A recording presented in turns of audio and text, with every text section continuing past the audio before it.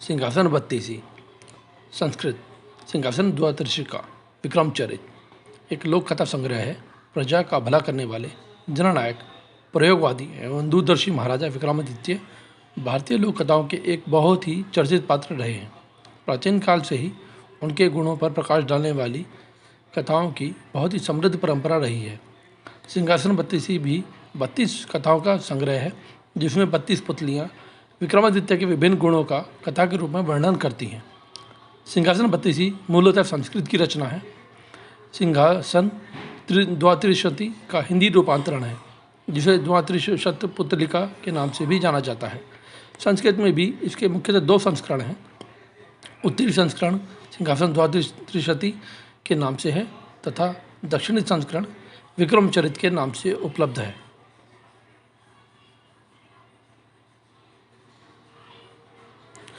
इतिहास एवं रचना काल। पहले के संस्कर्ता क्षमेंद्र मुनि कहे जाते हैं। बंगाल में भट्टराव रुचि के द्वारा प्रस्तुत संस्करण भी इसी के समरूप माना जाता है। इसका दक्षिणी रूप अधिक लोकप्रिय हुआ है। सिंहासन बत्तीसी भी बेताल पच्चीसी या बेताल पंचविंशति की भांति बहुत लोकप्रिय हुआ है।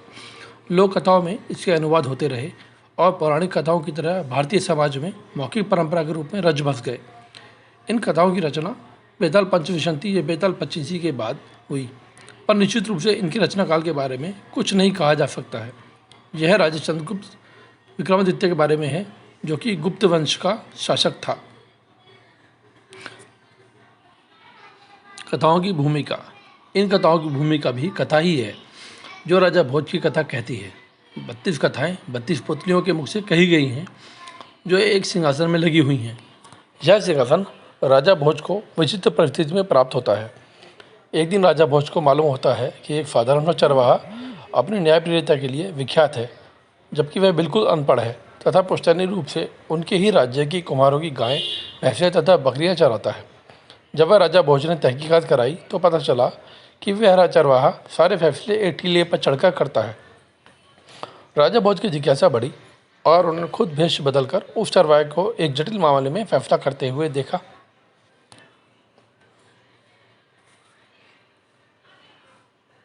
उसके फैसले और आत्मविश्वास से राजा भोज इतना अधिक प्रभावित हुए कि उन्होंने उसे उसकी इस अद्वितीय क्षमता के बारे में जानना चाहा। जब चरवाहे ने, जिसका नाम चंद्रभान था, उसने बताया कि उसमें यह शक्ति टीले पर बैठने के बाद स्वतः चली आती है। राजा भोज ने सोच विचार कर टीले को खुदवाकर देखने का फैसला किया। जब खुदाई संपन्न हुई तो एक राज सिंहासन मिट्टी में दबा दिखा। यह सिंहासन कारीगरी का एक अभूतपूर्व रूप प्रस्तुत करता था। इसमें 32 पुतलियाँ लगी थी तथा कीमती रत्न जड़े हुए थे। जब धूल मिट्टी की सफाई हुई तो सिंहासन की सुंदरता देखते ही बनती थी। उसे उठाकर महल में लाया गया तथा शुभ मुहूर्त में राजा का बैठना निश्चित किया गया। जो ही राजा ने बैठने का प्रयास किया, सारी पुतलियाँ राजा का उपहास करने लगी।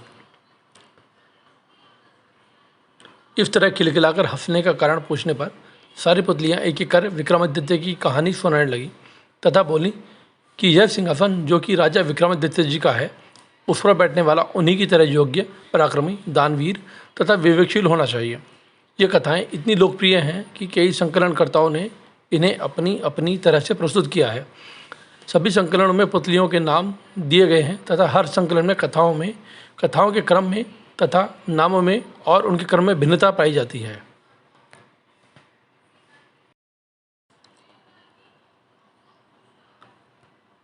बत्तीस पुतलियों के नाम इस प्रकार हैं।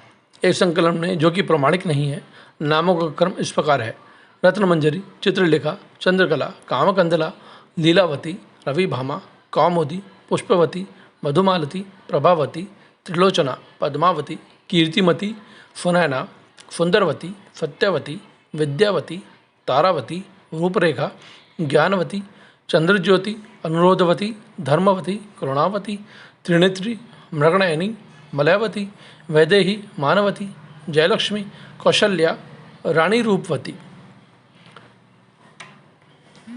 सिंहासन बत्तीसी की पहली कहानी। रत्नमंजरी पुतली की कथा। सिंहासन के साफ होने के बाद राजा भोज ने पहले ही दिन ही सिंहासन पर बैठने के लिए उत्सुक थे। जब पहले दिन राजा भोज ने सिंहासन पर बैठने की कोशिश की, तभी सिंहासन से यह पहली पुतली रत्न मंजरी प्रकट हुई। पहली पुतली रत्न मंजरी ने राजा को अपना परिचय दिया और कहा कि यह सिंहासन विक्रमादित्य का है और उनके जैसा गुणवान और बुद्धिमान ही इस पर बैठने योग्य है। अगर यकीन नहीं होता तो राजा विक्रमादित्य की यह कहानी सुनकर फैसला करना कि तुम में ऐसे गुण हैं या नहीं। इतना कहने के बाद पहली पुतली रत्न मंजरी ने राजा भोज को एक कहानी सुनाना शुरू किया। एक बार की बात है, अम्बावती नाम का एक राज्य था। वहाँ के राजा धर्मसेन ने 4 वर्ण की स्त्रियों से 4 शादियाँ की थी। पहली स्त्री ब्राह्मण थी, दूसरी क्षत्रिय, तीसरी वैश्य और चौथी शूद्र। ब्राह्मण स्त्री से हुए पुत्र का नाम ब्राह्मणी था। क्षत्राणी से उन्हें 3 पुत्र हुए थे जिनके नाम थे शंख, विक्रमादित्य और भर्तहरि। वैश्य पत्नी से हुए पुत्र का नाम चंद्र था और शूद्राणी के बेटे का नाम धन्वंतरि था। जब सभी लड़के बड़े हुए तो ब्राह्मणी के बेटे को राजा ने दीवान बनाया, लेकिन वह अपनी जिम्मेदारी ठीक से संभाल न सका और वह राज्य छोड़कर चला गया। कुछ वक्त तक तो दूसरे राज्यों में भटकता रहा और फिर वह धारानगरी नाम के राज्य में पहुंचा। वहां उसे एक अच्छा ओहदा मिला, लेकिन एक दिन उसने वहां के राजा को मार कर दिया और खुद राजा बन गया।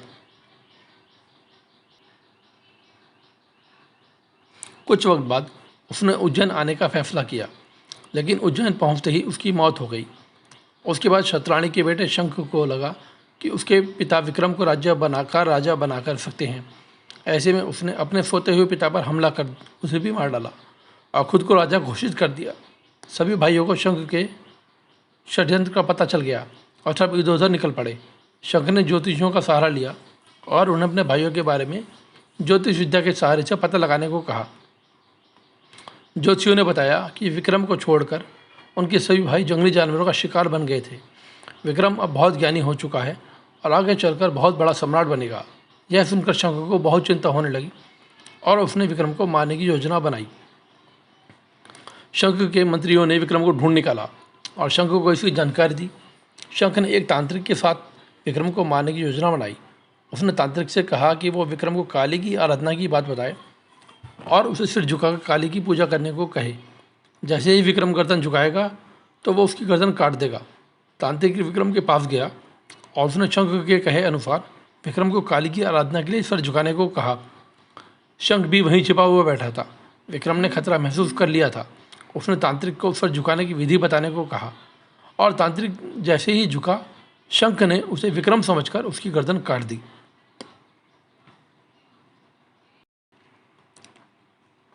इतने में विक्रमादित्य ने शंख के हाथ से तलवार लेकर उसकी भी गर्दन काट दी और अपने पिता की हत्या का बदला ले लिया। फिर विक्रमादित्य राजा बने और अपने राज्य और प्रजा का पूरा ध्यान रखने लगे। सब तरफ उनकी जय जयकार होने लगी। एक दिन राजा विक्रमादित्य शिकार करने जंगल गए। उस जंगल में जाने के बाद राजा विक्रमादित्य को बाहर निकलने का कोई रास्ता नहीं दिख रहा था। इतने में उनकी नज़र एक खूबसूरत महल पर पड़ी। वो अपने घोड़े पर सवार होकर उस महल में पहुँचे। वो महल राजा बाहुबल का था। राजा विक्रम जैसे ही वहाँ पहुँचे तो वहाँ के दीवान ने राजा विक्रमादित्य को कहा कि वो बहुत मशहूर राजा बनेंगे, लेकिन उसके लिए राजा बाहुबल को उनका रास्ते अलग करना होगा। साथ ही उसने यह भी कहा कि राजा बाहुबल बहुत दानी है और जैसे ही विक्रमादित्य को मौका मिले वो राजा से स्वर्ण जड़ित सिंहासन मांग ले। यह स्वर्ण जड़ित सिंहासन भगवान शंकर ने राजा को भेंट दिया था। वह सिंहासन राजा विक्रमादित्य को सम्राट बना सकता है। राजा बाहुबल ने विक्रमादित्य का अतिथि सत्कार और रास्ते अलग किया। इस दौरान विक्रमादित्य ने सिंहासन की मांग की और राजा बाहुबल ने विक्रमादित्य को उसका सही हकदार समझते हुए बिना संकोच सिंहासन दे दिया। कुछ दिनों तक बाहुबल के महल में रहने के बाद राजा विक्रमादित्य सिंहासन लेकर अपने राज्य वापस आ गए। सिंहासन की बात दूर दूर तक फैल गई और हर कोई राजा को विक्रमादित्य को बधाइयाँ दे रहा था। इतना सुनाते ही पुतली रत्न मंजरी ने कहा कि राजा भोज, अगर ऐसा कोई काम आपने भी किया हो तो आप इस सिंहासन पर बैठ सकते हैं। यह कहने के बाद पहली पुतली रत्न मंजरी उड़ गई। यह सुनकर राजा भोज ने उस दिन सिंहासन पर बैठने का फैसला टाल दिया और सोचा कि अगले दिन आऊँगा और सिंहासन पर बैठूँगा। कहानी से सीख, इस कहानी से हमें यह सीख मिलती है कि कभी लालच नहीं करना चाहिए और दूसरों का बुरा नहीं सोचना चाहिए। जो दूसरों का बुरा सोचते हैं उनके साथ कभी भी अच्छा नहीं होता है। समाप्त। तो मित्रों एवं प्यारे बच्चों, अभी आपने हमारी आज की इस कहानी को सुना। इस कहानी से हमें ये शिक्षा मिलती है कि हमें कभी किसी के लिए बुरा नहीं सोचना चाहिए, ना ही बुरा करना चाहिए, वरना वही बुरी बातें हमारे साथ भी हो सकती हैं और हमें सबके साथ जितना हो सके अच्छा ही करना चाहिए। तो मित्रों, आपको हमारी ये कहानी अच्छी लगी हो तो ज़रूर लाइक करें और अपने मित्रों के साथ शेयर करें। और आप कुछ सुझाव देना चाहते हैं तो नीचे कमेंट करके हमें ज़रूर बताएं। और आप किसी विषय पर अपनी कहानी कुछ बनवाना चाहते हैं तो हमें ज़रूर बताएं, इस कमेंट बॉक्स में लिखें, अपनी कहानी के विषय के बारे में बताएं, हम उस पर कहानी ज़रूर बनाकर आपके लिए लाएंगे। तो मिलते हैं फिर अगली कहानी में, तब तक के लिए आप अपना ध्यान रखें, उत्साहित रहें और सबके लिए भलाई करते रहिए। इस कहानी को ज़्यादा से ज़्यादा मित्रों के साथ शेयर कीजिए, लाइक कीजिए, सब्सक्राइब कीजिए और अपना ध्यान रखिए। धन्यवाद।